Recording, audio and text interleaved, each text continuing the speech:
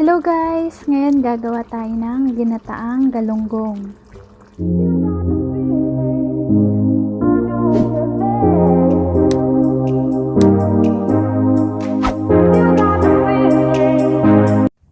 So first, kailangan natin ng garlic, ginger, and onions.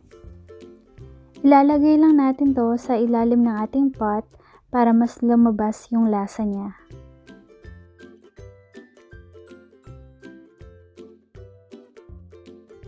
Then, ang ating galunggong, pwedeng gumamit na ibang klaseng isda basta siguraduhin nating nalinis natin ito.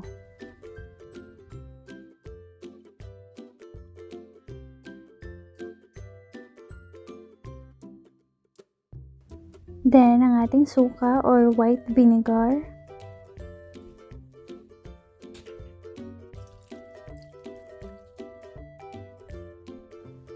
Lemon juice or Kalamansi.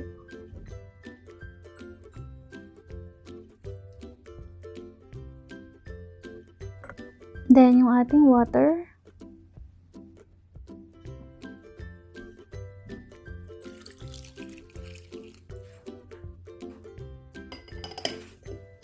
Whole peppercorn or pamintang buo.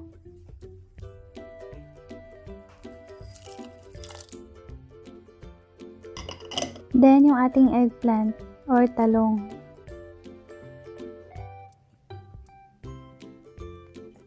Sensya guys, ganito ang itsura ng talong namin dito. So, hindi katulad sa Pinas, napaka-fresh, ang ganda ng talong. So, dito ganyan lang, papangit. So, lulutuin lang natin to for 15 minutes in medium heat para siguradong lutong-luto yung suka niya. Then, yung ating coconut cream. So, pwedeng gumamit ng coconut milk, pero mas prefer ko yung coconut cream kasi para siyang kakanggata or first na piga. So, gumamit tayo ng 1 1/2 cup na coconut cream. So, napaka-creamy nito. Dahan-dahan lang din sa paghalo para hindi madurog ang ating isda.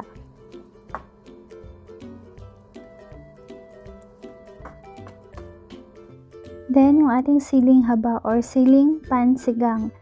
So, binigay lang to sa amin. Tanim to ng friend namin, si Ate Nika, from her garden. So, thank you, Ate Nika.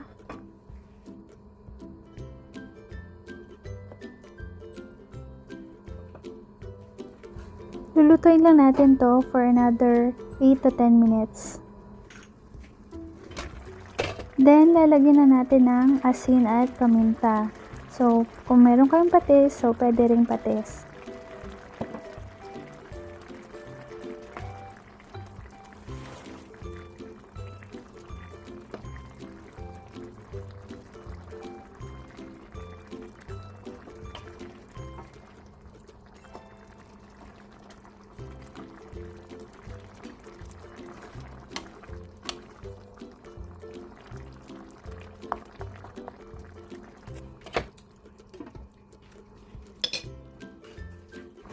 Then, tikman ninyo ang niluluto ninyo kung okay na ba sa alat or sa asim. Kasi may mga brand ng suka na sobrang asim, may mga brand din na okay lang.